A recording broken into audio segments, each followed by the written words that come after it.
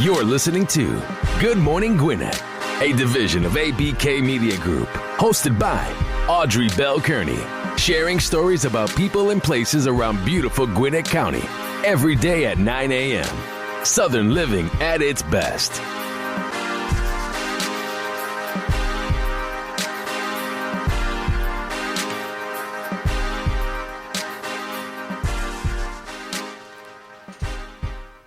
Hey, good morning. Welcome to another edition of Good Morning Gwinnett. I'm your host, Audrey Bell Kearney. Happy Thursday, everybody. It's a beautiful Thursday here in Gwinnett County. We got a little overcast today. It's about probably around 79, 80 degrees. It's going to go up to about 96 today. So we're going to have a warm one, a little bit wet, though. Here's the thing. It's coming into the weekend, and it's going to be raining all weekend to like Tuesday, which sucks, but what can you do? That's God's work. Can't nothing we can do about it. So happy to be here with you today. I got a guest in studio today. Today is... I used to do a seat at the table when I first started doing the show, and so now I'm back again doing a seat at the table, so I'm excited about that. I got an in-studio guest today, but before I do that, I want to jump in here and kick it off with your horoscopes. And we're going to go ahead and jump in, do the horoscopes brought to us by astrologer Michael Thyssen right here on the Good Morning Show. He gives us our horoscopes daily, Monday through Thursday. And today is the horoscopes for July 11th. So we're going to kick it off with Aries. Aries, don't trust others with important information. Uncertain changes regarding your personal life are evident. Dealing with in-laws or relatives will not be in your best interest. Listen, don't piss off your in-laws today, Aries. Don't do it. My husband is an Aries. You know, he and my mother get into it all the time. We need a camera in our house so y'all can just see how things go down in my house. And she's a Gemini, by the way, and I'm going to talk about her in a few minutes. Taurus, family responsibilities are escalating. It's a good time to make changes to your living quarters that will give you more space. You can't always have your own way. Listen, Taurus, everything can't be your way. I know you think it can, but it cannot. It cannot. Gemini, this is my mom, y'all. Gemini, you could have a need to make some changes today. Helping children may be rewarding and challenging. Verbal abuse could lead to carelessness. Don't be so careless with your tongue today, Gemini. Think about other folks' feelings today.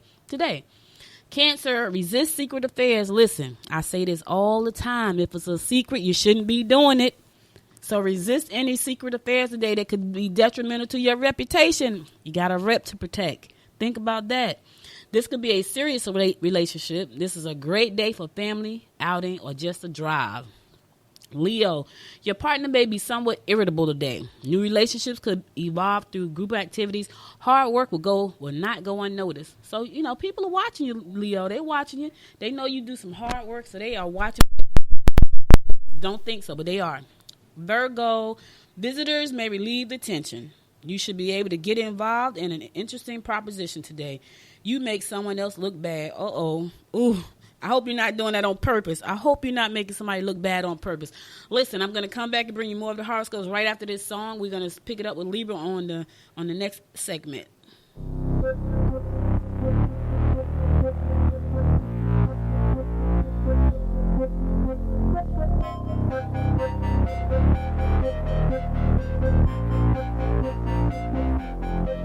We're getting ready, getting ready at the dance floor. So turn the lights on. You know just what we're here for. We're moving like a wolf pack. Feel the bass attack. Feelings growing strong. So turn the lights on. You know just what we're here for. Let's lose control. We don't care what they say. We're already on our way. That's how we roll. Shake us out, how we sway. We will take it all the world. Let's go and hit the dance floor. Yeah, let's go and hit the dance floor. Let's go and hit the dance floor. Yeah, let's go and hit the dance floor. Popping bottles, you know just how we do it. Yeah, we go crazy. Just look at us, how we lose it. We're moving like a wolf pack. Feel the bass attack. Feelings growing strong. Yeah, we Just look at us, how we lose it. Let's lose control. We don't care what they say, we're already on our way. That's how we roll. Shake us out, how we sway, where we're taking all the world. Let's go and hit the dance floor. Yeah, let's go and hit the dance floor. Let's go and hit the dance floor. Yeah, let's go and hit the dance floor.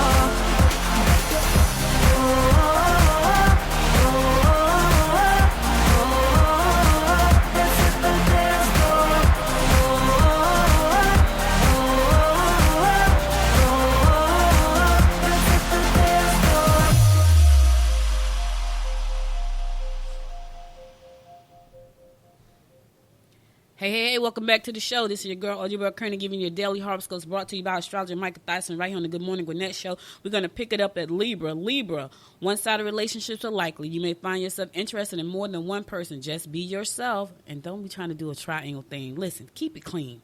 Scorpio, your loved ones could set you off. You may come down with minor infections if you have allowed yourself to get run down. Take care of yourself, Scorpio. Take care. Your fun-loving approach will be admired and appreciated by others. Sagittarius, your health may have suffered due to neglect or abuse. Here's another one. Okay, so Scorpio, Sagittarius, talking about your health today. Take care of yourself. Someone you work with could have a personal interest in you. You will enjoy socializing in unusual forms of entertainment. I don't know exactly what that means, Sag. Capricorn, you can make new connections if you play your cards right. Arguments with employers and colleagues will be detriment to you. Pay off all your debt before you go out and celebrate. Listen, I know we like to go out, we want to travel, but pay the bills first. Pay the bills and then have some fun. Aquarius, disappointments are likely. If your mate embarrasses you in front of friends, oh my goodness, that is one thing I just do not like right there. Do not embarrass me because I'm going to embarrass you back. Property investments will pay off. If they want help, that's great. But if they try to take credit for your work, you will have to set them straight. Be diplomatic though. Be diplomatic. And my fellow fish Pisces, you have done all you can to sort things out on a personal level. Problems with in-laws or relatives may be more damaging than you realize. This could cause a dispute that may result in an estrangement. Okay, listen, fish. I know sometimes we could be a little emotional, right? And a little overly emotional, but don't push your in-laws out. Don't piss them off. Listen, guys, listen. You know, I talk about this all the time. So Amazon is bringing 1,000 jobs to the Gwinnett and DeKalb County. And you know I say it all the time because Gwinnett is a very attractive place. That's why we have so many businesses coming into our county. You need to be ready when these 1,000 jobs come in. That means your resume need to be tight. You need to fill in all the holes. Make sure your background is going to check out. Make sure you got the proper ID. Make sure you have your resume tight. They're going to be coming in. There's a project called Project Rocket. It's going to be a fulfillment center that they bring to Gwinnett County, and that's going to bring in about 1,000 jobs. Now, here's the thing. Half of that building is going to be located in DeKalb County, so it just won't be you in Gwinnett going up for this job. It's also going to be people in Gwinnett County and DeKalb as well. But for your sake, you need to make sure that you're ready. Amazon is trying to take over the world. And we knew that they were coming, so this has been on the hush for a minute. Now it's out in the open, and that they're going to be opening up a fulfillment center right here in Gwinnett. And I think there's one already in Brazelton, if I'm not mistaken. I think there's one in Brazelton, but this one is going to be on the borderline of Snellville and DeKalb on that side of town. So make sure that your resume is tight because they're going to be looking for you. And Amazon does some great things. I don't know. I talked about this a few months ago. If you work and you drive the prime truck for Amazon, they had a program that they allow you to start a business as your own business, and they were giving you money to do it, $10,000 to do it, to get your own trucks for Amazon, and also 3 months pay. So they have a lot of great things that they're bringing to Georgia, but here they come into Gwinnett County for that. So listen, guys, I got a great guest today, and we're gonna be talking about something really, really important. We're gonna be talking about the state of mental health. And you know, a lot of times we don't talk about it, especially in the African-American community. We don't talk about mental health, but we need to start talking about it. We need to shed some light on this thing. And my guest today is going to be doing that. So I'm going to go to one more song, and I'm not going to keep her here long because I know she's a busy woman. She's an author. She's a counselor. She's an expert in this area. And she has a lot to enlighten us about, like, what can we do? How can we recognize a sign? Depression, things like that. And my daughter and I was talking about this just yesterday. about how depression like can take over you, and a lot of people don't even know they're depressed. They just know they don't feel well, they're tired, they're lethargic, things like that. So my guest is going to be talking about that on the in this next episode. But I'm going to go to a song, and right after that song, I'll be right back.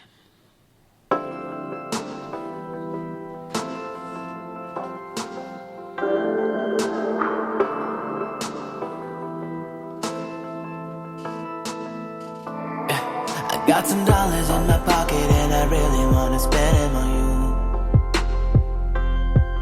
Not the wealthiest, but all I make it all to spend it on you.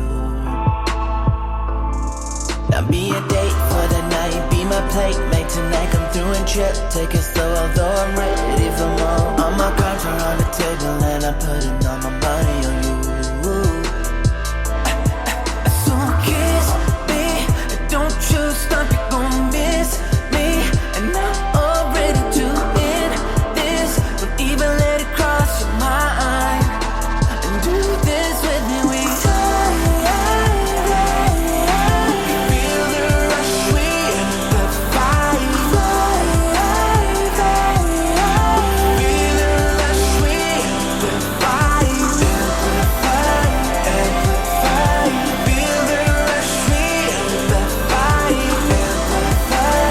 Amplify.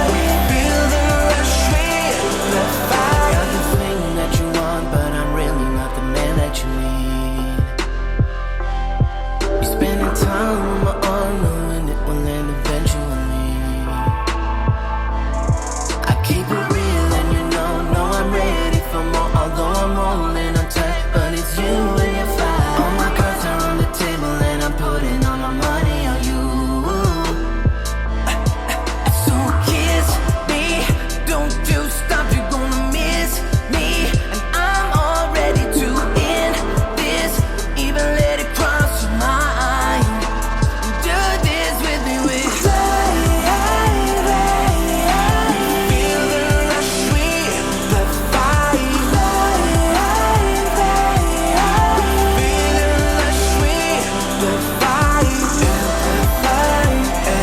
Amplify. Feel the rush, we amplify. Feel the rush, we amplify.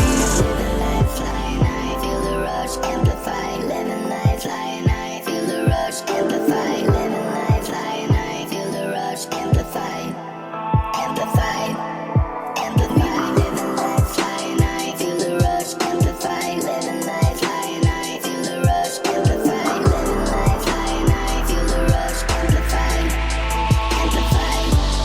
amplify, living life, flying high. Feel the rush, amplify, amplify, amplify. Feel the rush, we amplify. Feel the rush, we amplify. Feel the rush, we amplify. Feel the rush, we amplify. Hey, welcome back to Good Morning Gwinnett. I'm your host, Audrey Bell Kearney, giving you a daily rundown about what's going on in and around Gwinnett County. So my guest today is Monica Douglas Davis. She is an educator, a licensed professional counselor. She has worked with families for over 20 years, 25 years. Her goal is to empower children and their families to be the best they can be, communicating and interacting in positive ways to enhance the family dynamic. She is the author of the book, God Made Me Beautiful, But I Didn't Know It. I mean, when I read that title, I was like, man, like, that is so cool. You know, I can't even go into that. Y'all know I've been dealing with daddy issues as an old woman, and I'm finally overcoming them. But anyway, I don't even want to just. I want her to tell you about herself, right? I can read this, but I want her to tell you. She's a best-selling author.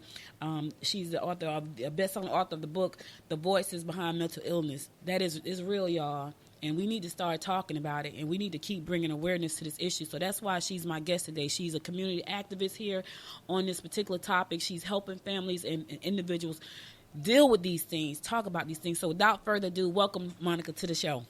Thank you. Great to be here. So now tell us a little bit about your background. I know you're a professional counselor. Tell me, first of all, I love the title of the book, God Made Me Beautiful, But I Didn't Know It. That's so powerful.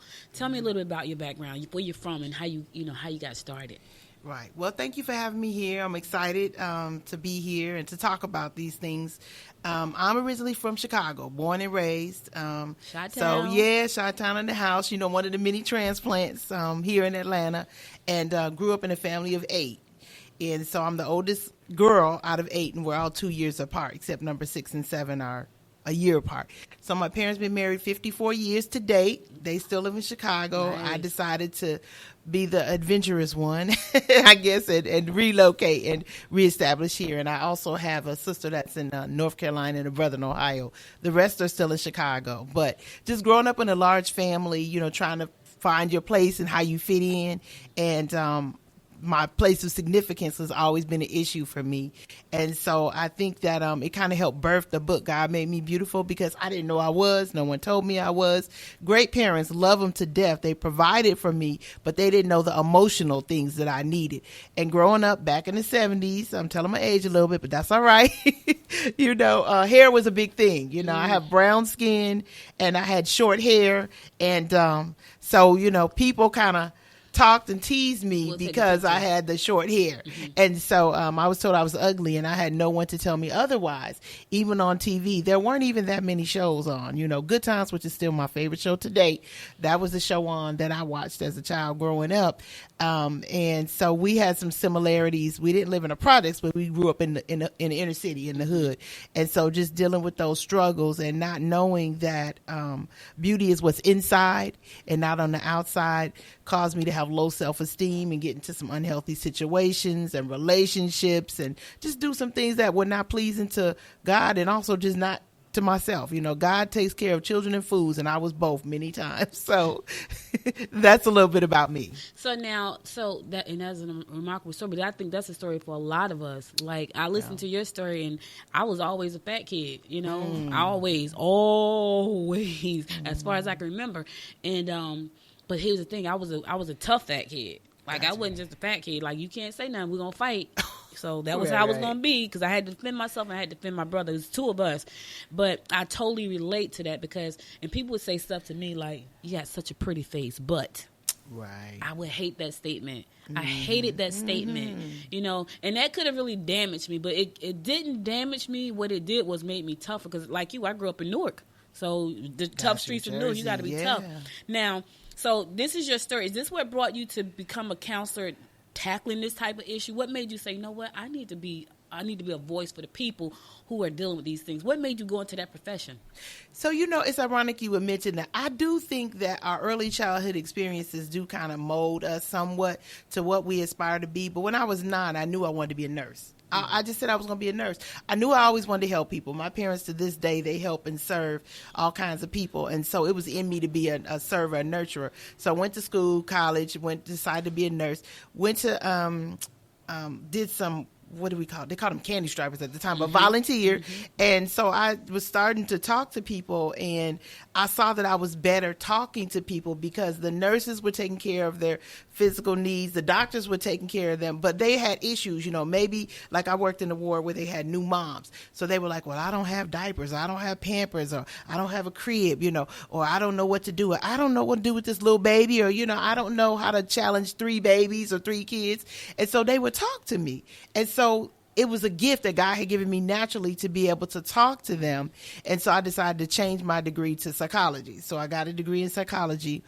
Then I became a teacher. So it kind of went a little bit different road for a minute, just because I said, well, I can teach people, And you do talk, of course, as you teach. But again, that need came up with the children. I saw, as a teacher, as an educator for 11 years in the inner city of Chicago and then here in Atlanta as well, the children, if they weren't hungry, if their parents were on drugs, if they were absent from the home, if there was violence, which a lot of times there was, if there was poverty, how are they going to learn?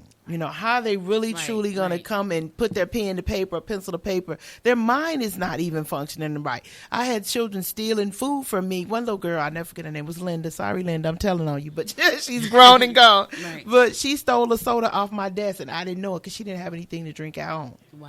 And so those kinds of things, as an educator, it showed me that there's more than just teaching children. So I shout out to all my educators. We know you're more than just a teacher. You're the mother, father, counselor, coach, social worker, Right. protector. We know that you do all of that. So with that in mind, it's, God put back on my heart, it's time for you to really, truly go 100% after what I've given you to do, which is your purpose to be a counselor. So I went back to school, got another degree, and decided to go ahead and pursue counseling. Wow, and that's so true. I think about, we live in the wealthiest country in the world, and we still have homelessness. We still have poverty. I'm talking about bad. Like, you wouldn't even think it. I remember driving through West Virginia one time, right? I felt like I was in a third world country. And I was in the freaking United States. Right. If you had seen those houses, it was like shanty houses in our country. Oh. So these issues are real. Like, Yes. they're real, and I know people who grow up in the hood like us. We grew up in the hood. Yeah. We see but the hood was like, even though it was a hood, it was our hood. We Right. embraced it. We had a good time. Sure. But there are people who are growing up in they're living in dirt, like on dirt ground. You know Yeah. what I mean? And I see Yeah. that. So, you talk a lot about children. I'm leaning that. I'm thinking that's like what's really near and dear to your heart, the children. What do you do about the parents? With these kids, like the kids come to school, they're hungry, and here's the thing. Shout out to the educators. My brother is an educator. My sister-in-law is an educator. I got good friends that are educators. You don't pay the educators enough. Absolutely They- not. Did you hear all the things she just said? They're the counselor, they're the teacher, they're the coach, they're the pastor. You don't pay them enough. Right. Okay, so I won't get on my soapbox because I have a tendency to do that sometimes.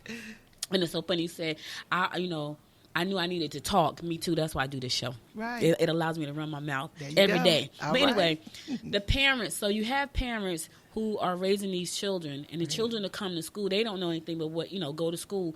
How do you work with the parents on any level, and do you do some kind of assessment with them? How do you help the parents as well? Because it starts with the parents, and then Right. it goes to the kids. How does that process work?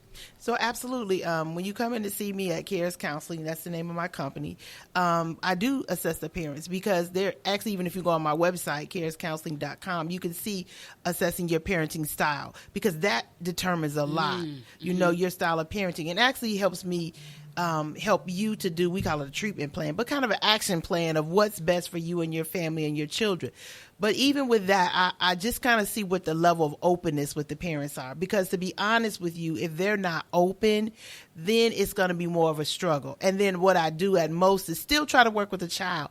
But the parents, I have a little booklet. In fact, it'll be coming out in the next 3 weeks. It's called 20 Tips for Effective Parenting in the 21st Century. It is specifically for parents. It's a downloadable thing, and it'll also be a hard copy book. But it just tells you, again, what's your parenting styles. It tells you simple things like be consistent. I'm a parent of 3 myself. My kids are sitting right here watching me now.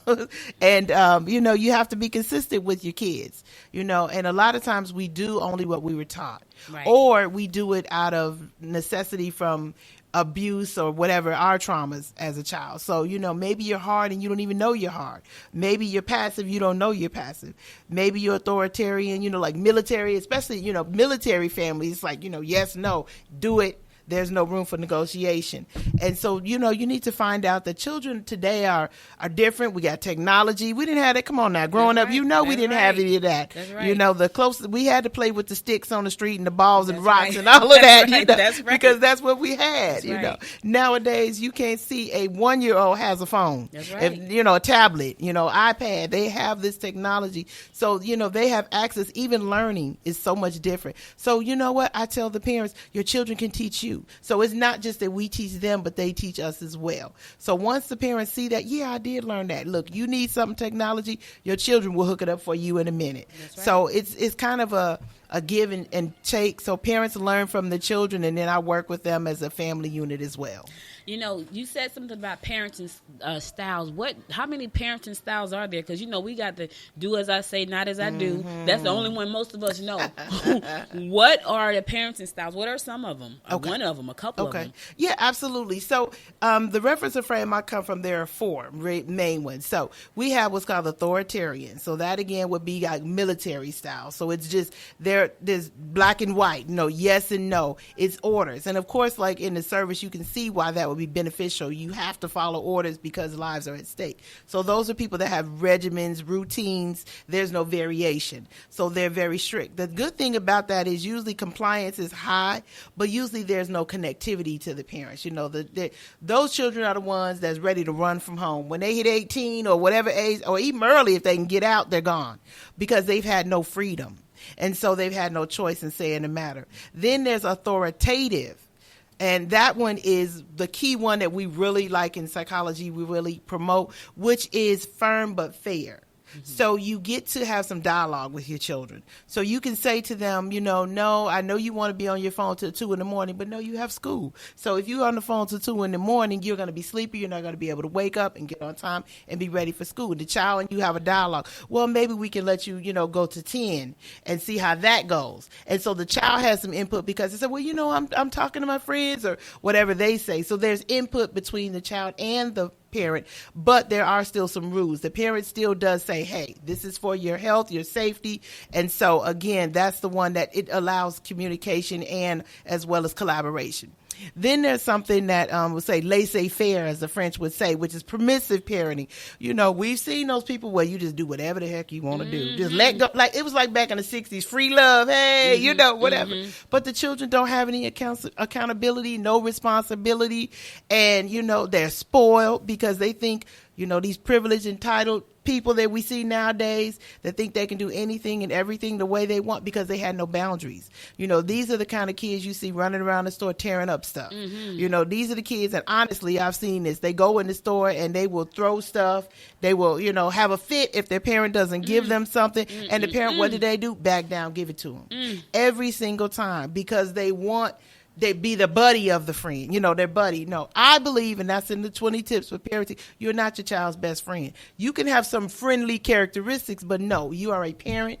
You should always have a parental role and teach your child that, or else they're going to run over you. And so we have a lot of kids, unfortunately, nowadays that are running around like that, that are, that have that laissez-faire, do whatever I want, no accountability. So those are just some of the three that, we talk about. I can tell you right now, I'm number one. And I remember when I got one daughter, and now I have a grandbaby, but I'm a sucker for the grandbaby, and it's a shame. So I kind of feel like I'm leaning towards laissez-faire, and I need just like, no. But I remember when I was pregnant, and I used to work in a hospital. I went to school to be a nurse. Yeah, I was terrible. But I remember working in the hospital, and we had a Burger King inside the hospital, and we would go down for lunch. So my mother the whole family worked at the hospital. Okay. We would go to lunch in Burger King, and I remember one day, little laissez-faire was laying on the floor screaming and hollering, right? And I was pregnant, and my mother friend said, "That's how your baby gonna be." I said, "Not mine." And I meant that, like, mine is not gonna be like that. So I had that. I was like one of them old school mothers, look at him like. And my daughter would go in the corner, and I would hear my mother say, "You know how your mother is. Now you better not do that." She was the other one. She the one talk it out. I wasn't. It's like I look at her and she know. Now I have a grandbaby. I'm such a sucker. Right. And my daughter said this morning, "You are such a sucker." And I was like, I know that's terrible, isn't it? But that's how you're raised. Like my mother was the one that would talk it out, right? She wasn't like that person. Like she was, because she like you. She grew up with 8 brothers and sisters. So she was the only girl for a long time before she had her baby sisters. Only 2 girls and 6 boys. Right. So she grew up in the household where you talk things out and you cater to folks. But then for some reason, I'm the other person. Right. I'm the opposite of as she is, and which is weird because she raised me, but I'm a little bit opposite of her. Like everything she did, I'm like, I'm not doing that. Right. So let's switch gears for a minute because I want to talk about mental health. A lot of people struggle with mental health right now, especially in our communities. Yes. And some people don't even know what to do in those situations. Depression is huge. Absolutely. And my daughter and I was talking about that this morning, and because she's a new parent, this is new for her. She's used to flying all over the place, and it's like okay, I have to change my lifestyle, so I'm constantly watching her, like making sure like she's okay, on the download. I'm watching all the kids because I feel like this generation, they're not like our generation. I don't think they're as strong as our generation, and so I'm constantly watching this generation right here, the millennials. Right. I'm watching them because I need to make sure I'm paying attention because depression is so tough. Right. How do you know as a parent when your child or your husband or your wife is depressed? Did you ever see the movie A Million Little Things? I have not. Oh, you have to see it. Okay. It is an amazing. It's a series. It's on hiatus right now, but it started off it's 4 friends, and the one friend that's always like the best guy. He's encouraging everybody, and he's rich, and he has everything going. He kills himself. Uh-oh. And right when his friend called the other friend to tell him that, John just killed himself, the other friend is in the kitchen with a mouthful of pills trying to kill himself. Wow. Right? All very well established. They got great careers, and both of them are depressed. Wow. And so when John dies, people know, well, what happened? Why did John die? How do you recognize those symptoms in people? Because we could put up a great facade. Absolutely. We can hide that stuff. And I know people, and my daughter has her boyfriend, his one of his cousins, he was young. He committed suicide. Somebody he worked with last year, 18 years old, got off work, went in his car, and shot himself. Oh, goodness. How do you recognize that stuff? Like, what are some of the signs and symptoms? So, the sad thing is there usually are signs that we miss. So I'm glad that you asked about that. So the number one prominent thing is just the deviant or change in behavior. So if you know somebody and they start changing their personality, if they were outgoing and all of a sudden they start becoming withdrawn, isolating themselves, if they start talking differently, dressing differently, doing things differently, isolating themselves, just seem down and depressed. Also, it could be the other way. If they're total flip the other way, maybe they start talking. Maybe they start putting things in order that they didn't before. Maybe they start visiting things or seeing things that they hadn't before. You want to look at, we have social media, internet. So you want to look at the sites and things, the movies, even just like the movie that you mentioned, which I'll definitely check out. I'm going to write that down.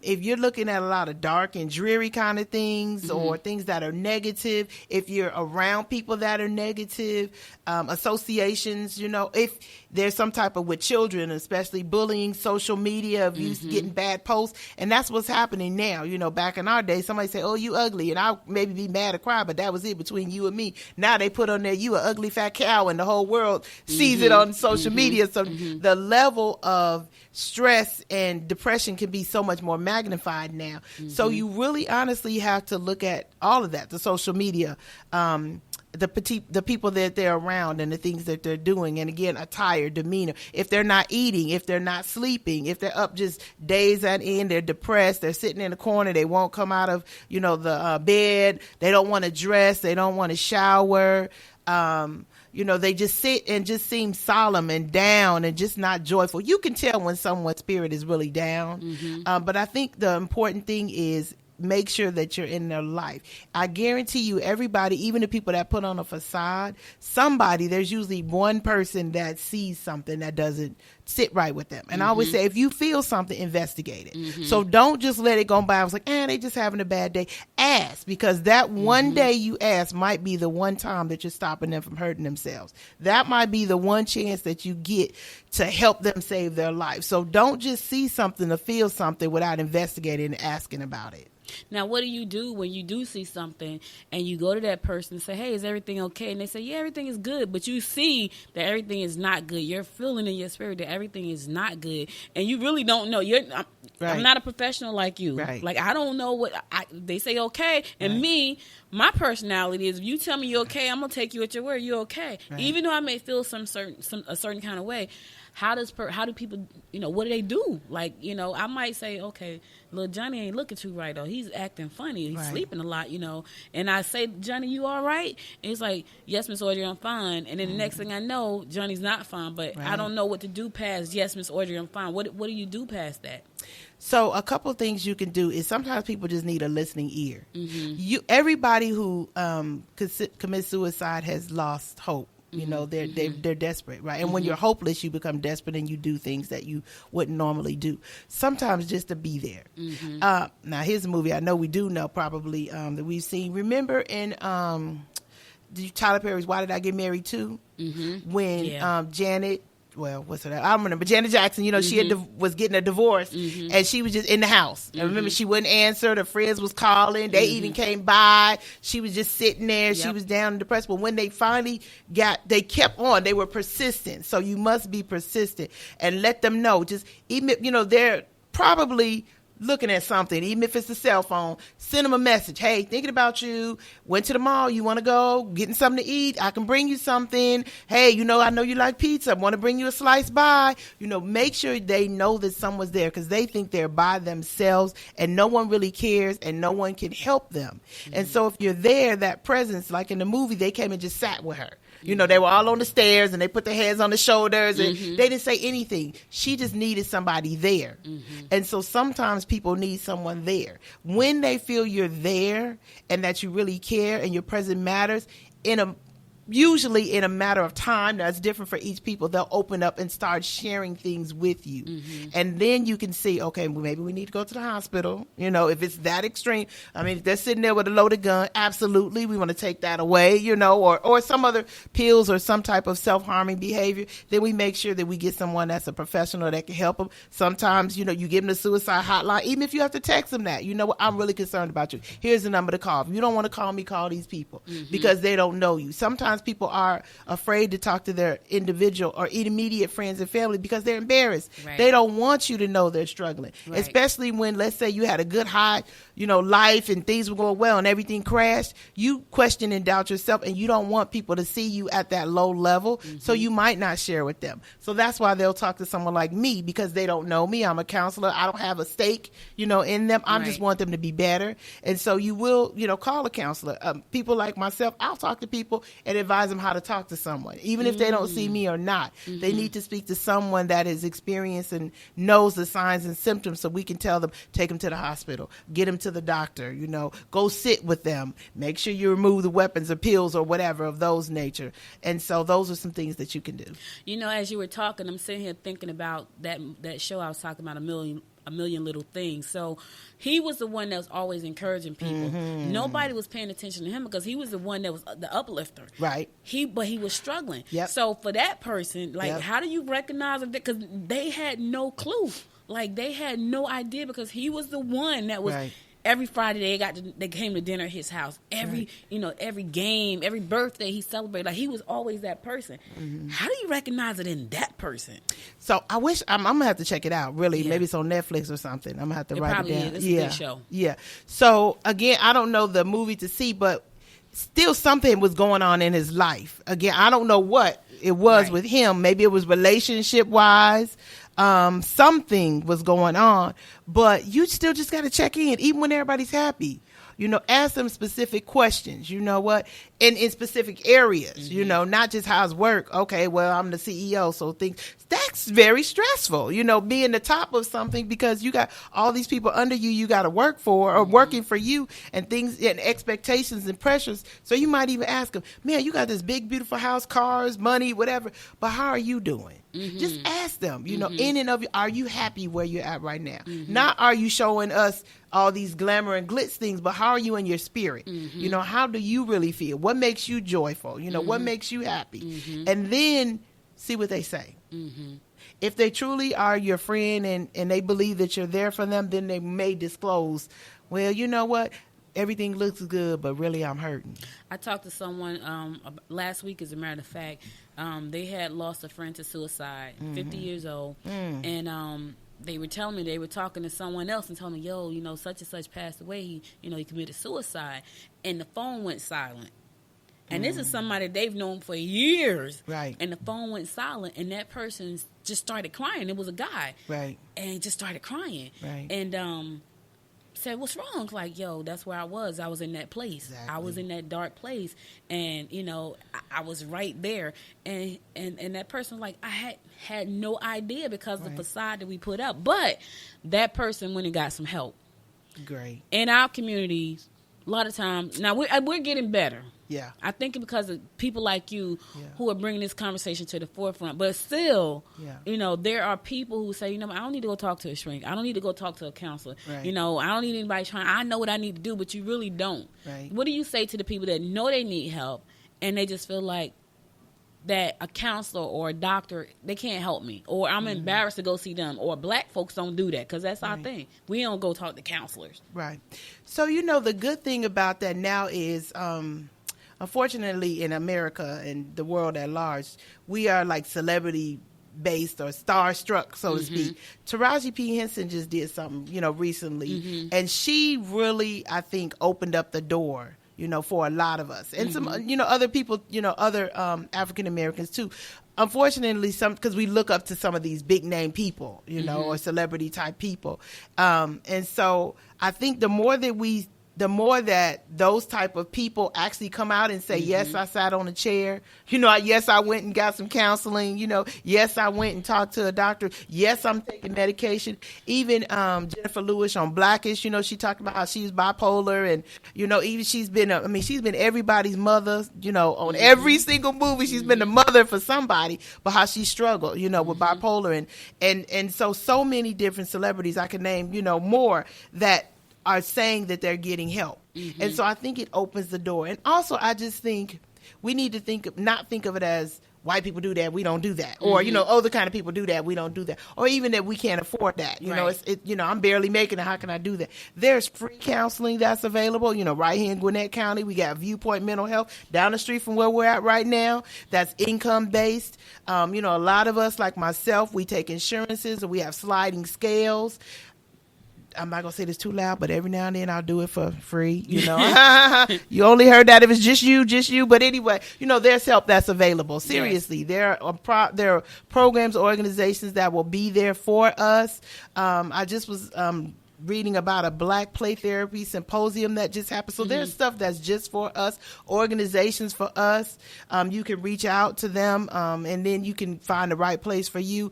I'm a keep it a real girl. You know, I'm not all therapeutic and all of that. We just sit down, we talk. You know, what's going on in your life? You know, it's not this lay on the couch. I do have a couch though, but lay, you know, I'm not going to say I don't, but you know, but it's, you know, let's sit down and talk. I mean, cause that's what you do when you go to someone's house. You sit on the couch or the chair or whatever, you know, sometimes if you want to sit on the floor, whatever's comfortable for you, but let's talk about what's going on, and let's see if we can get you safe and get you healthy. And so more people are coming out. And if we do that, and I even said, you know, if you see something, bring your friend. You know, Tom Joyner even talked about, like, when he talks about, you know, I forgot what it's called, but it was like, take your friend to the doctor day.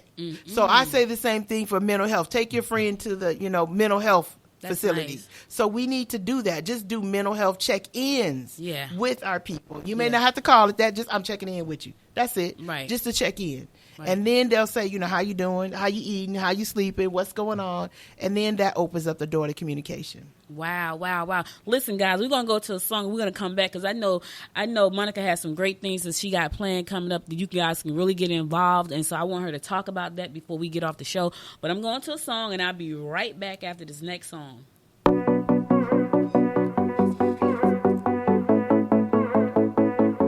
I never should have kissed you.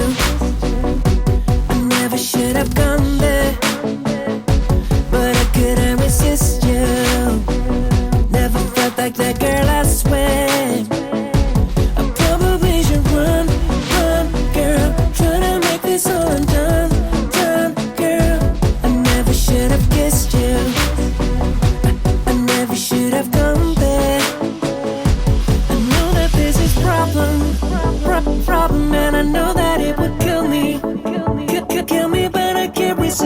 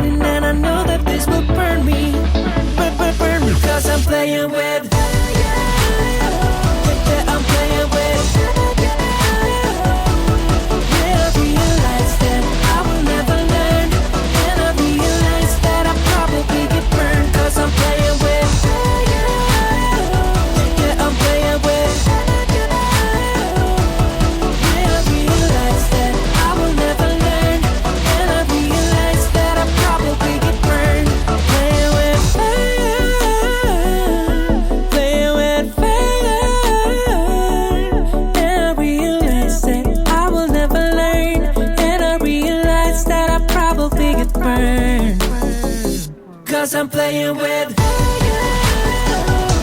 I'm playing with. Yeah, I realize that I will never learn, and I realize that I probably get burned. 'Cause I'm playing with. Yes, I'm playing with. Yeah, I'm playing with. Yeah, I realize that I will never learn, and I realize that I probably get burned.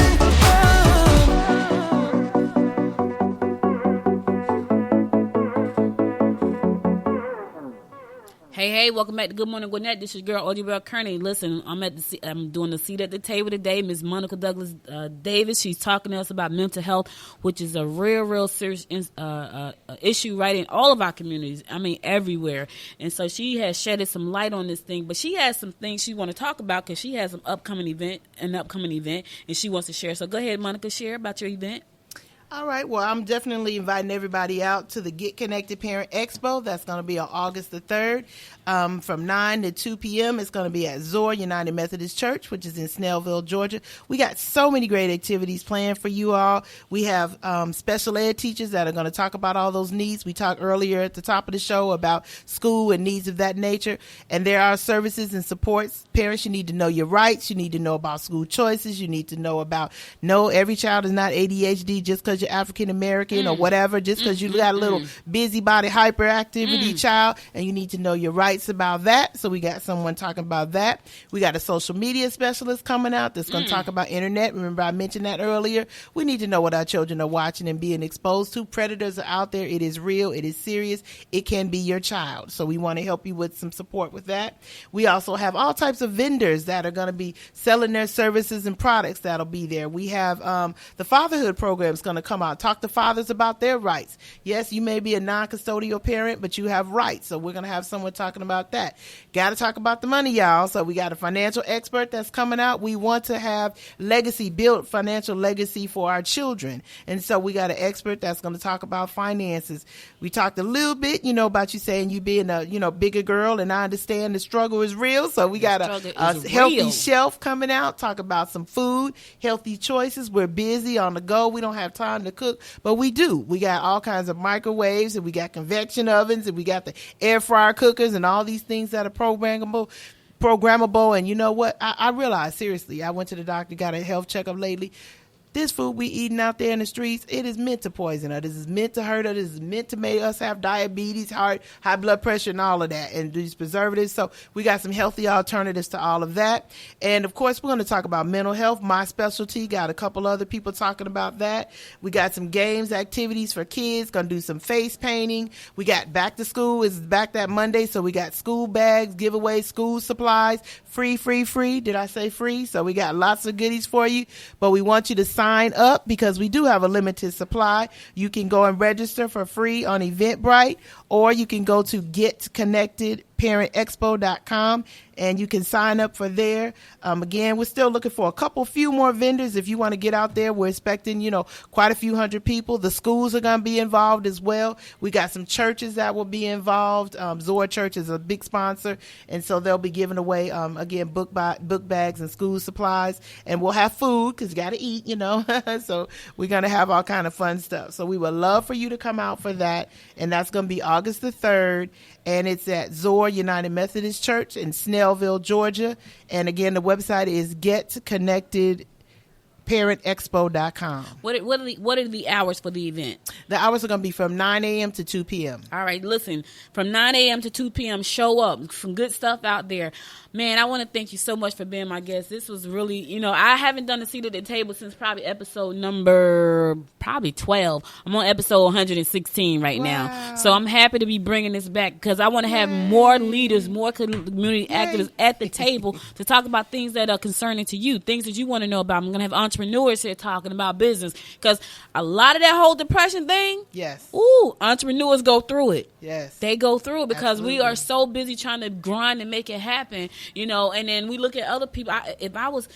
I could tell you right now, I've seen people come behind me and bypass me. And I had to put my blinders on. So I was like, okay, I can't let that get me because I just got to stay on my path. Right. But if I didn't put them on, if I didn't have that strength to put them on, that muscle, I'd be a mess when it comes to that. You know, like you said, I've been a big chick my whole life. You know, I've lost 113 pounds over the last year, but that was a defense mechanism for me. And that was a whole lot of daddy issues that I had to find out about. And here's the thing.